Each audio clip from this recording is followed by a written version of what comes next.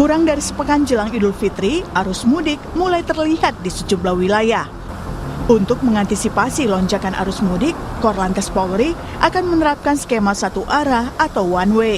Skema ini akan mulai diberlakukan pada tanggal 28 Maret. Nantinya, penerapan one way akan disertai pemantauan volume kendaraan atau traffic counting jasa marga untuk menentukan kebutuhan berdasarkan kondisi terkini di lapangan. Satu arah akan diberlakukan jika kendaraan mencapai jumlah tertentu. Skenario one way itu nanti tergantung bangkitan arus dan traffic counting. Jadi prediksi boleh, tetapi ketika kita bicara traffic counting itu real. Jadi ketika nanti akan kita lakukan one way, itu ada parameternya, baik itu kontraflow dan baik. Kalau one way nasional yang dari mudik itu, nanti di kilometer 70 itu ada radar. Jasa Marga kerjasama dengan pihak Korlantas sudah 6.200 harus segera dilakukan one way nasional menuju ke Trans Jawa. Di Merak, Banten, untuk mengantisipasi lonjakan arus mudik yang berimbas pada kemacetan, polisi akan menerapkan ganjil genap di Tol Merak menuju pelabuhan. Aturan ini akan diberlakukan pada 27 hingga 30 Maret. Polisi akan mengarahkan kendaraan yang pelatnya tidak sesuai dengan ganjil genap ke jalur arteri. Untuk itu, polisi menghimbau masyarakat yang melewati Tol Merak menuju pelabuhan memperhatikan pelat kendaraan. Kebijakan ganjil genap yang mana nanti akan dimulai pada tanggal 27 hingga tanggal 30 Maret yang akan diberlakukan dari mulai ruas tol Cikupa hingga ke arah Merak. Artinya masyarakat pada saat seumpama pada tanggal 27 itu adalah terjadwal ganjil, maka apakah pertanyaannya yang genap bisa melakukan perjalanan ataupun menggunakan ruas tol? Tentunya akan secara otomatis untuk yang genap akan dikeluarkan dan dapat menggunakan jalur arteri. Jadi, bagi Anda yang akan mudik, pastikan Anda mengetahui aturan di jalanan agar perjalanan berjalan aman dan lancar. Tim Liputan, Kompas TV.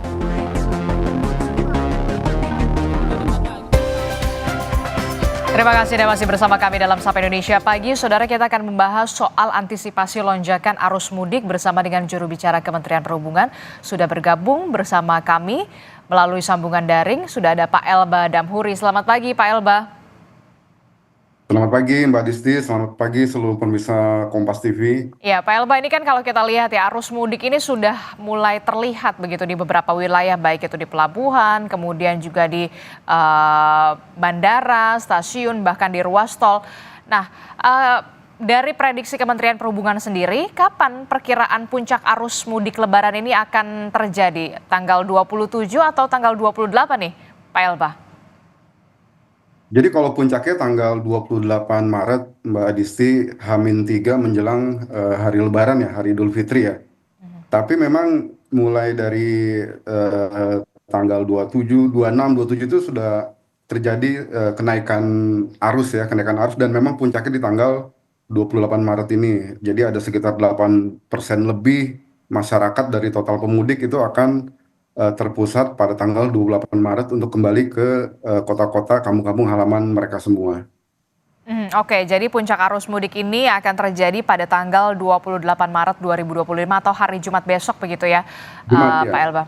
Pak Elba, ini kan kalau kita lihat, Korlantas ini kan bahkan menerapkan skema satu arah atau one way untuk kemudian mengantisipasi kemacetan. Nah, bagaimana penerapannya nanti dan koordinasinya dengan Kementerian Perhubungan sendiri, Pak Elba? Ya, kita dengan Korlantas, dengan Dishub daerah, dengan berbagai lembaga lain sangat intens melakukan koordinasi untuk memitigasi jika terjadi kepadatan-kepadatan baik di jalan raya maupun di pelabuhan-pelabuhan dan penyeberangan-penyeberangan, Mbak Adisti. Dan ini berbagai skema sudah disiapkan, salah satunya one way, kontraflow, ganjil genap. Khusus jalan menuju ke pelabuhan juga nanti ada buffer zone dan juga ada delaying system. Jadi ada penundaan perjalanan, nanti kendaraan-kendaraan karena adanya penundaan perjalanan dia akan dialihkan dulu sementara di area penyangga atau buffer zone yang sudah disiapkan oleh pemerintah dan Korlantas. Oke, untuk penerapan one way atau satu arah ini berarti akan diberlakukan mulai tanggal 28 Maret, benarkah demikian? Nah, kalau untuk one way ini kan memang ada di pihak kepolisian ya, di Korlantas ya, Mbak Adisti ya. Jadi nanti polisi akan melihat situasi dan memulai kapan dia harus melakukan one way maupun kontraflow. Karena itu ada hitung-hitungan ya Mbak Adisti. Itu kan berdasarkan jumlah kendaraan yang memang pada saat itu masuk ke jalan tol. Oke, kalau memang kebijakan one way atau satu arah ini diberlakukan karena memang ada peningkatan kepadatan kendaraan di jalur tol, kemudian ada sistem one way, ini kan berimbasnya di jalur arteri. Nah, dari Kementerian Perhubungan dan juga pihak kepolisian sendiri nanti antisipasinya kepadatan justru nanti akan beralihnya ke jalur arteri seperti apa? Jadi jalur arteri ini juga menjadi fokus prioritas dari Kementerian Perhubungan, kepolisian, dan pemerintah daerah. Karena di jalur arteri ini selain kendaraan roda 4 juga banyak kendaraan motor ya, roda 2 ya Mbak Aditi ya. Betul. Nah, di sini juga disiapkan skema-skema, termasuk juga yang paling penting adalah kita menyiapkan rest area yang memang bisa digunakan oleh para pemudik untuk beristirahat. Karena kan teman-teman kita yang membawa mobil, membawa motor ini harus maksimal 4 jam berkendara dan dia setelah itu harus beristirahat. Di sana juga diatur di jalan ada Korlantas, petugas-petugas Dishub yang mengatur juga skema-skema jika terjadi kepadatan-kepadatan di jalan arteri juga Mbak Adisti. Oke, jadi memang ada beberapa skema juga yang diberlakukan tidak hanya di jalur tol, tapi kemudian di jalur arteri juga nanti akan diantisipasi skemanya seperti apa ketika memang sudah ada peningkatan kendaraan ketika sistem one way atau satu arah ini diberlakukan di jalur tol. Nah, untuk tahun ini Pak Elba, kan kita tahu pemerintah pusat ini memberlakukan sistem work from anywhere atau WFA untuk ASN, kemudian ada juga pegawai BUMN, dengan maksud adalah untuk mengurai arus mudik di tahun ini. Baru tahun ini diberlakukan WFA itu. Nah, seberapa efektifkah kemudian WFA atau work from anywhere ini bagi ASN dan juga pegawai BUMN ini untuk mengurai kepadatan di masa arus mudik ini? Efektif? Jadi kita sudah melakukan survei Mbak Disti, survei sebelum musim Lebaran ini, musim arus mudik Lebaran ini terhadap pergerakan arus penumpang dengan adanya WFA ini. Dan ternyata salah satu tujuan WFA adalah bagaimana kita mengurai kepadatan lalu lintas menjelang hari-hari puncak Lebaran dan juga bagaimana kita mengupayakan pemerataan arus mudik maupun arus balik nanti pada saat setelah Lebaran ya. Dan dari hasil survei Kementerian Perhubungan, ternyata setelah Kementerian PAN-RB mengumumkan WFA mulai tanggal 24 Maret, Kementerian BUMN juga sudah mengumumkan WFA, kemudian Kementerian Pendidikan Dasar dan Menengah juga sudah mengumumkan libur sekolah dimajukan mulai tanggal 21 Maret, dan itu memberi dampak terhadap berubahnya rencana masyarakat yang ingin pulang kampung di mudik Lebaran ini.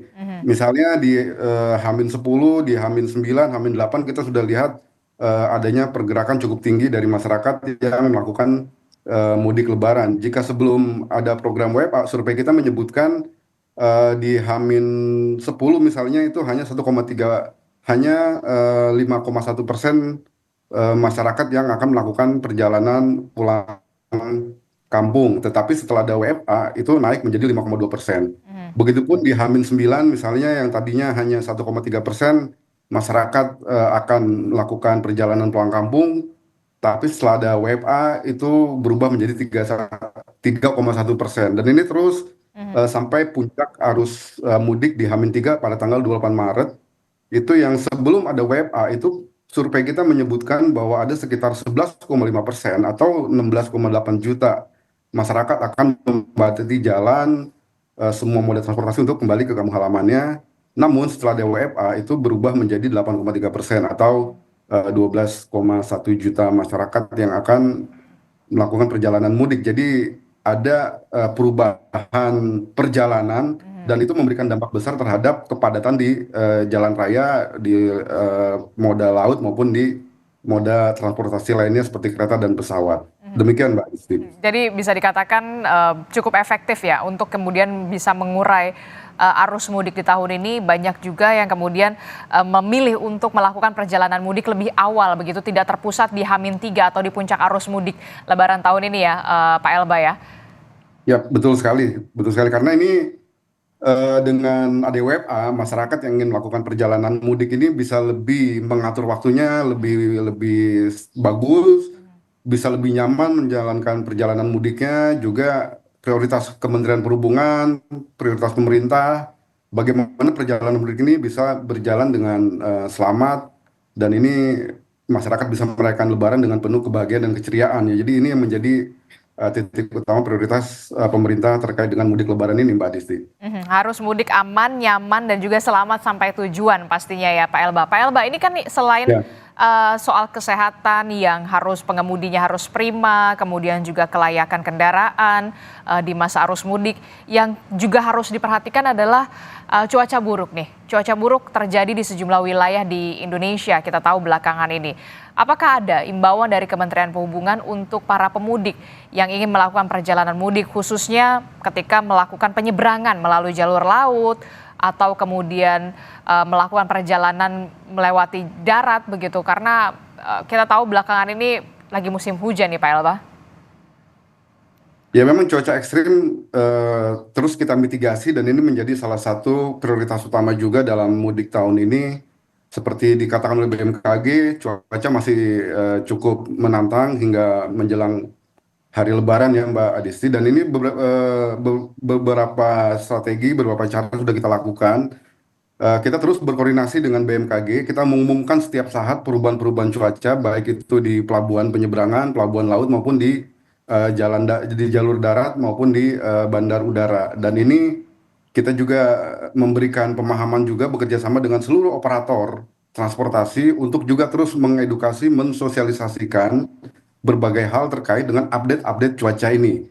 Karena salah satu dampak dari misalnya ada cuaca ekstrim, gelombang tinggi di laut, itu dampaknya adalah kemungkinan terjadinya penundaan penyeberangan, dan ini akan memberikan efek juga terhadap antrian-antrian kendaraan di belakang sana, sehingga tadi polisi, Kemenhub sudah menyiapkan delaying system, buffer zone, dan lain sebagainya. Jadi berbagai upaya sudah kita lakukan untuk mengantisipasi jika terjadi cuaca ekstrim seperti ini. Dan setiap perubahan cuaca, perubahan kebijakan pun akan langsung diumumkan oleh operator juga selain dari pemerintah. Dan yang paling penting juga, meskipun terjadi penundaan atau karena cuaca ekstrim ini, seluruh operator transportasi kita minta tetap memberikan pelayanan yang terbaik bagi para pemudik ini, Mbak Disti. Oke, kita berharap memang penyeberangan, kemudian jalur darat, kemudian jalur udara ini tidak terlalu berdampak yang signifikan begitu ya ketika memang ada cuaca ekstrim begitu. Ada juga antisipasi yang memang sudah disiapkan oleh Kementerian Perhubungan. Nah, soal posko kesehatan nih yang terakhir Pak Elba. Bagaimana dengan posko kesehatan bagi para pemudik? Ini kan tentu saja penting juga, apalagi bagi para pemudik yang melakukan perjalanan melalui jalur darat yang biasanya mengejar waktu begitu ya, tidak terlalu memperhatikan kalau kelelahan begitu. Apakah memang ada posko kesehatan yang disediakan oleh Kementerian Perhubungan dan juga pihak swasta, di mana saja posko ini disebar dan bagaimana kemudian pemudik ini bisa mengaksesnya? Jadi kita bersama Kementerian Kesehatan, Dinas-Dinas Kesehatan di daerah membuka posko-posko kesehatan di semua rest area, di titik-titik pemberhentian para pemudik. Bahkan kita juga bekerja sama dengan Kementerian Agama nih Mbak Disti untuk memanfaatkan masjid-masjid yang ada di sepanjang jalur mudik sebagai tempat istirahat, dan juga di sana disediakan posko kesehatan. Jadi salah satu fasilitas yang diberikan oleh pemerintah bekerja sama dengan swasta, dengan Kementerian Kesehatan, adalah posko kesehatan, juga adanya tempat bermain anak Mbak Disti. Ini penting juga untuk kesehatan mental juga setelah lelah berkendara, naik motor 2-3 jam, bawa mobil di tengah kepadatan, beristirahat.